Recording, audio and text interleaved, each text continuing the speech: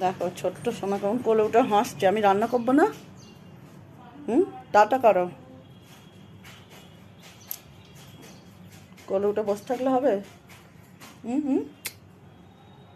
দিদি স্কুল থেকে এসে খাবে না, তাই তো? হাঁচি পাচ্ছে? হ্যাঁ, আবার এই এই দুষ্টু করছে, ফোন নেবে। এই হ্যাঁ, পিপির কোলে উঠে বসে থাকলে হবে? পিপির উডি উডি উডি উডি উডি নামবে না। হুম,